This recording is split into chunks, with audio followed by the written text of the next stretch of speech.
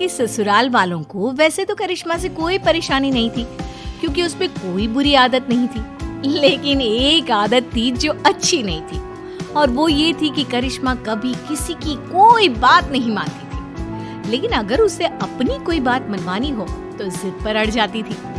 करिश्मा का पति अविनाश और करिश्मा के सास ससुर सब इस बात से बहुत परेशान थे।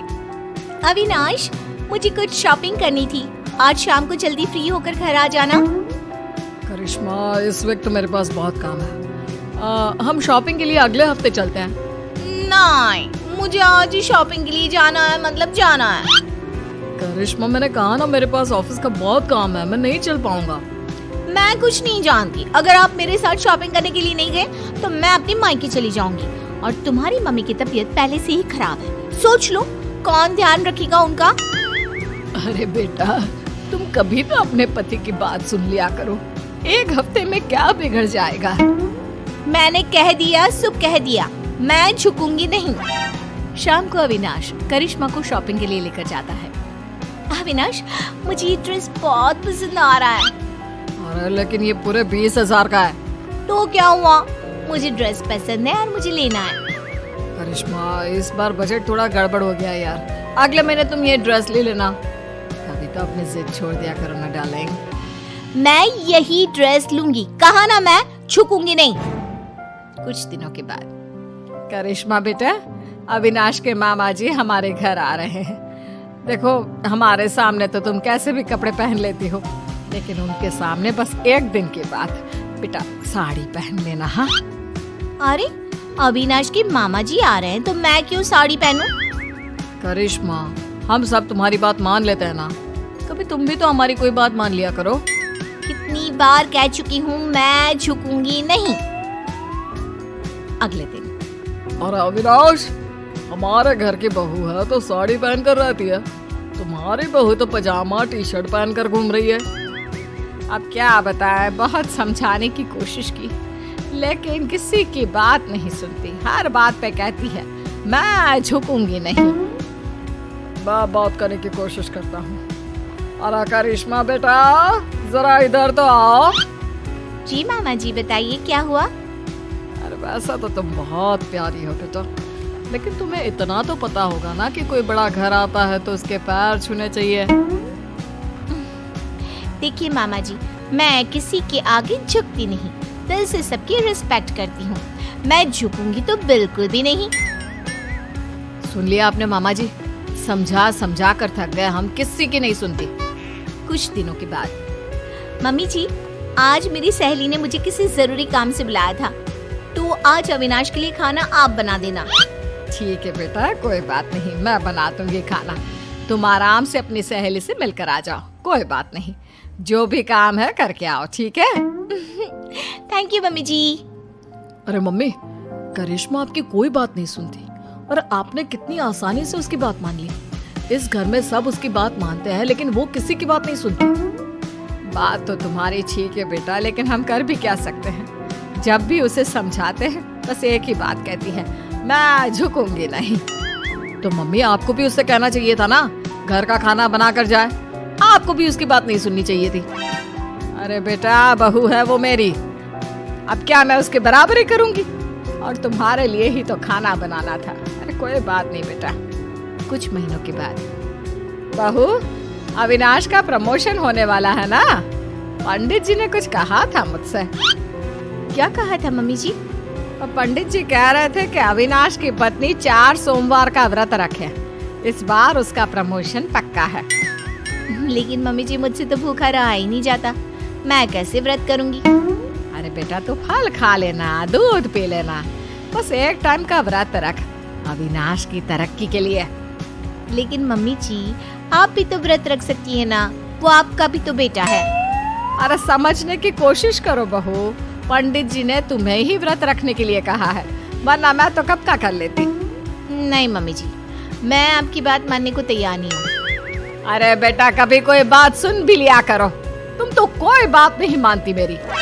मम्मी जी, मैंने कह दिया ना कि मैं व्रत नहीं करूंगी तो नहीं करूंगी, कह तो चुकी हूँ कई बार कि मैं झुकूंगी नहीं। करिश्मा अपने परिवार में किसी की कोई बात नहीं सुनती, वो किसी की बात सुनकर उसे मानने के लिए तैयार ही नहीं होती। कुछ दिनों के बाद करिश्मा अपने पति अविनाश के साथ घूमने जाने का प्लान बनाती है। मम्मी जी, मैं और अविनाश 2 दिन के लिए बाहर घूमने जा रहे हैं, आपको कोई ऐतराज तो नहीं है ना? अरे नहीं बेटा, मुझे क्या परेशानी होगी, आराम से घूम कर आओ। वैसे कब निकलने वाले हो? मम्मी, मैं तो करिश्मा से कह रहा था कि सुबह के वक्त निकलते हैं ताकि शाम होते होते पहुंच जाए। नहीं, मुझे रात को ट्रैवल करने में बहुत मजा आता है और अब तो हम रात को ही जाएंगे। लेकिन बेटा, खुद की गाड़ी से रात के वक्त ट्रैवल करना खतरनाक हो सकता है। क्या फायदा दिन में चली जाओ। वही तो मैं कह रहा हूँ मम्मी, लेकिन ये सुनती ही नहीं। मैंने कहा ना, मुझे सिर्फ रात में ही ट्रैवल करना है और गाड़ी भी तुम ही चलाओगे। बेटा, इस बार तो तुम्हें ये बात माननी ही होगी। ये तुम्हारी सुरक्षा का सवाल है। मैंने कह दिया ना, हम रात में ही जाएंगे और मैं इस बात के लिए झुकूंगी नहीं। करिश्मा की जिद के आगे अविनाश की एक नहीं चलती और वो दोनों रात को गाड़ी लेकर शहर से बाहर जाने के लिए निकलते हैं। रास्ते में अविनाश की गाड़ी खराब हो जाती है, तभी वहाँ पर 4-5 गुंडे पहुँच जाते हैं। इतनी रात को बेबी का लेकर कहाँ टहलने निकले हैं भाई साहब? अरे जरा वक्त का तो ख्याल किया होता, इतनी रात को अपनी बीवी को घुमाने चले हो। देखो, हम शरीफ लोग हैं, हमें जाने दीजिए। लेकिन हम तो शरीफ लोग नहीं है ना। अपनी मैडम से बोलो अपने गले का हार और ये सोने की चूड़ियां चुपचाप उतार कर दे दे। मैं तुम्हें कुछ नहीं देने वाली, जाओ यहाँ से, आए बड़ी चूड़ियां लेने वाले। अपने पति को जिंदा देखना चाहती हो तो चुपचाप ये चूड़ियां और हार उतार कर दे दो, वरना ये आज बचेगा नहीं। करिश्मा, अगर तुम्हें मेरी और अपनी जान प्यारी है तो अपने गहने उतार कर प्लीज इन गुंडों को दे दो। ए गुंडा किसको बुला रहे हैं? हाँ, सॉरी भाई साहब, गलती हो गई। मेरा मतलब करिश्मा, अपने गहने उतार कर इन भाई साहब को दे दो। मैं अपने गहने किसी को नहीं दूंगी। दूसरा गुंडा चाकू निकालकर अविनाश के गले पर रख देता है। अब भी नहीं दोगी तो तुम्हारे पति की गर्दन धड़ से अलग हो जाएगी, सोच लो। अरे ऐसे कैसे तुम्हारे कहने से कुछ हो जाएगा? मैंने कह दिया सो कह दिया, मैं अपने गहने नहीं देने वाली, मैं किसी के आगे झुकूंगी नहीं। करिश्मा, ये तुम्हारे घर वाले नहीं है जो तुम्हारे झुकूंगी नहीं कहने से चुपचाप बैठ जाएंगे। ये मुझे सीधा ऊपर पहुंचा देंगे। लेकिन अगर मैंने इन लोगों की बात मान ली तो मैं झुक जाऊंगी ना। अरे तो क्या परेशानी है? तुम्हारे झुकने से अगर मैं जिंदगी भर सीधा खड़ा रह सकता हूँ तो क्या प्रॉब्लम है? दे दो अपने गहने। करिश्मा रोते हुए अपने गहने उतार कर उन गुंडों को दे देती है। गुंडे गहने लेकर वहाँ से भाग जाते हैं। करिश्मा और अविनाश वापस अपने घर पहुँचते हैं। अरे बेटा, क्या हुआ? तुम ऐसी हालत में, और करिश्मा तुम्हारे सारे गहने कहाँ हैं? मम्मी, आपका बेटा जिंदा दिख रहा है, ये कम है क्या? गहनों की छोड़ो, ये पूछो कि मैं जिंदा कैसे बच गया। अरे कैसी बात कर रहे हो अविनाश, जरा सोच समझ कर बोलो। मम्मी, आपकी ये झुकूंगी नहीं वाली बहू आज मेरी गर्दन कटवा देती, अपने ना झुकने की आदत के चलते। क्या बात है करिश्मा, तुम मुझे सारी बात साफ साफ बताओ। करिश्मा अपने और अविनाश के साथ हुआ सारा किस्सा अपनी सास को सुनाती है। बहू, घर में तो तुम हमारी कोई बात मानती नहीं, सुनती नहीं, लेकिन तुमने गुंडों के सामने भी अपनी जिद चलाई। कमाल कर दिया भाई। तो क्या करती मम्मी जी, वो मेरे गहने छीन रहे थे ना। और गहने नहीं देती तो वो तुम्हारा पति छीन लेते, उसका क्या? लेकिन मैं उनकी बात कैसे मान लेती, मैं कैसे झुक जाती?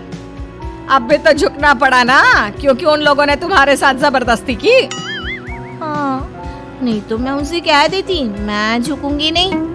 अरे ठीक है बहू, तुम्हें नहीं झुकना मत झुको, लेकिन देखो तुम दोनों बहुत डरे हुए और थके लग रहे हो। अभी जाकर अपने कमरे में आराम करो और रात को पिकनिक पर जाने की कोई जरूरत नहीं है। ठीक है मम्मी जी, अभी तो मैं आराम करने जा रही हूँ।